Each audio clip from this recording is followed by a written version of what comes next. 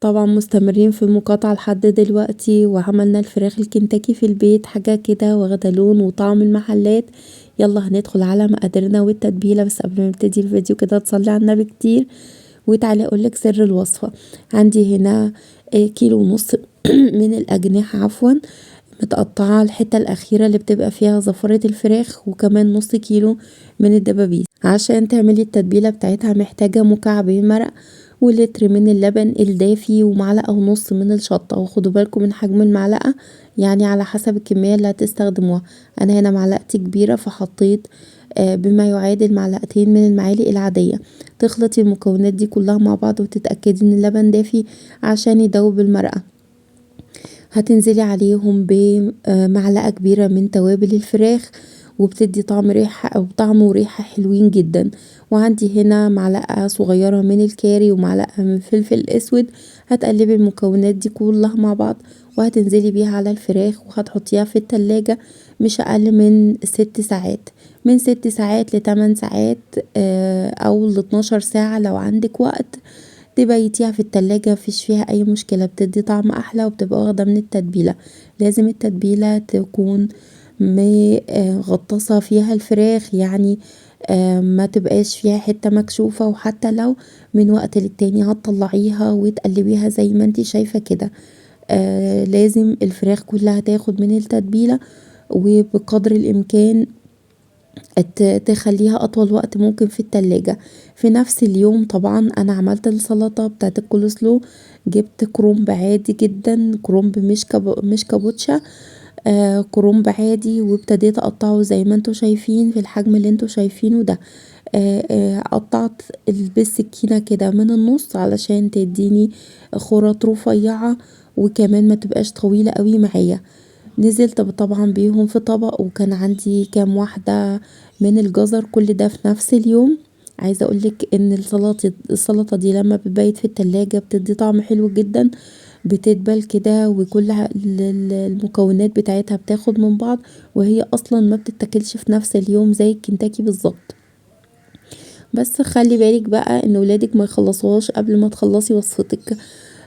طبعا حطيت الجزر عليها وهبتدي اعمل التتبيلة بتاعتها، شوية ملح شوية فلفل اسود، معلقتين كبار من عسل النحل، وكمان معلقة من الخل. وهتنزلي بيهم او هتنزلي عليهم ب كوباية مايونيز خام تكون تقيلة جدا، وهو ده اساس وصفتي النهاردة. المايونيز تتأكدي ان هو مش مكمكم ولا بايت عندك. وهتنزلي طبعا بمعلقة كبيرة من اللبن البودر، وكمان علبة زبادي. بس كده الخلطة بتاعتي كده جهزت. لو حابة تعصري الليمون اعصري، مش حابة خلاص هي كده تمام قوي. هتنزلي بيها على الكرنب او سلطة الكولسلو الموجودة، اللي ظبطيها كده على كيفك على حسب بقى الحجم والامكانيات اللي موجودة. دي اساسيات الوصفة. هتنزلي عليها بالصوص اللي احنا عملناه، مش شرط ان هو يبقى مغرقها كده ولا كده، هتدبل في الفريزر في التلاجة عفوا. وهتلاقي المكونات كلها اختلطت ببعض. لو حسيتي ان هي ناقصة سكر او ناقصة حلا ممكن تزوديها بمعلقة من السكر. تعالوا هنعمل الرز الريزو بمنتهى السهولة وطعم تحفة بجد يا جماعة، جربوه هتلاقوا الطعم ده ملوش حل. معلقة سمنة وعليها زيت، وهتنزلي بالتوابل اللي مكتوبة عندك على الشاشة دي.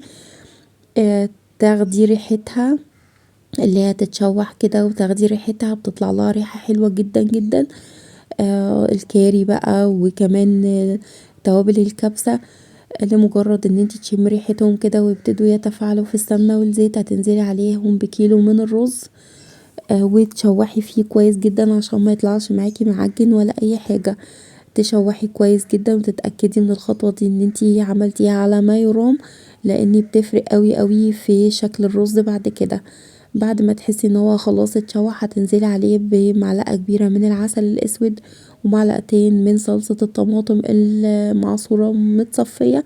لو عندك صلصة جاهزة يبقى افضل طبعا واحسن. تشوحي كده فيهم شوية، وهتنزلي عليهم بكمية المية المطلوبة. لو عندك شوربة تضيفي، لو مش متاح غير المية كويس قوي قوي كده. وهتبتدي بقى تقلبيها وتديها بعد ما تديها ميتها، وتحسي طبعا ان هي اتشربت، هتغطيها وتسيبي بقى الرز يستوي على مهله. على بقى ما نعمل الكنتاكي بتاعنا الجامد جدا.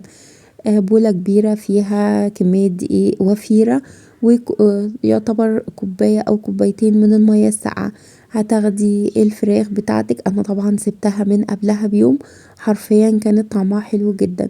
لو حابة ممكن تقللي المدة، مفيش فيها اي مشكلة.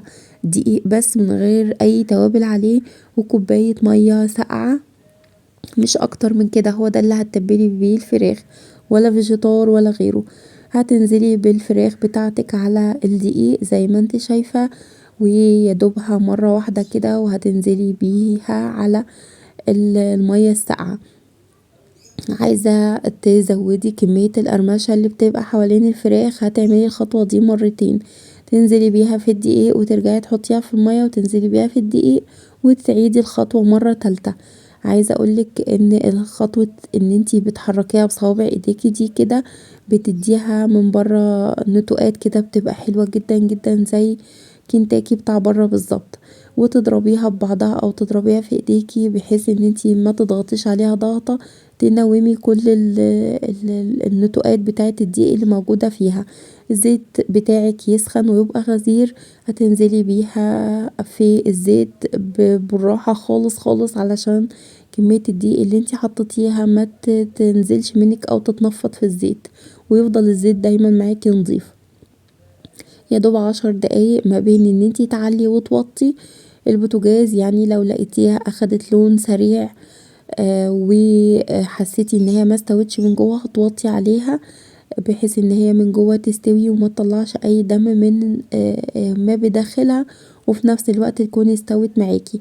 ومن وقت للتاني تقلبي زي ما انتي شايفة، ما تسيبهاش على حالها، وكمان ما تسيبيش النار عالية عليها على الاخر علشان ما تتحرقش منك ومن جوه تبقى نية.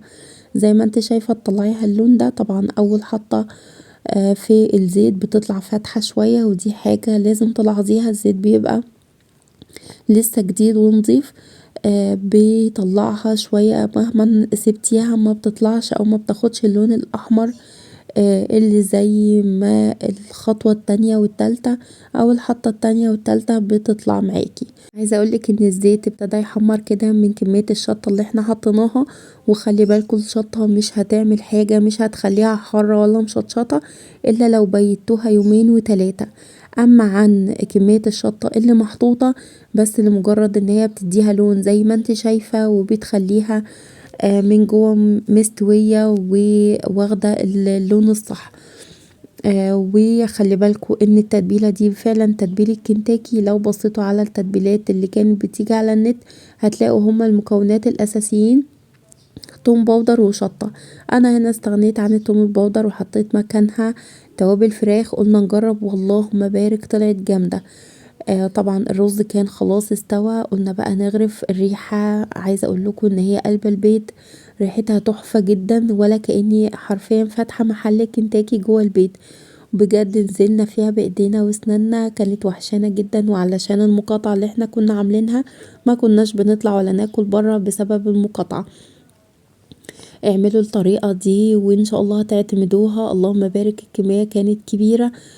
وكمان الرز واخد تتبيلة حلوة كده، وريحة التوابل بتاعتها فظيعة، كانت قلبة الدنيا. لحد هنا الفيديو بتاعي كان خلص. بصي الفراخ طرية وبيضة قوي من جوه، حاجة كده اللهم بارك تحفة. لحد هنا الفيديو بتاعي كان خلص. لو الفيديو بتاعي عجبك ما تنسيش تحط اللايك وتشتركوا في القناة. سلطة الكول سلو كمان كانت ملهاش حل. اسيبكم في حفظ الله ورعايته، والسلام عليكم.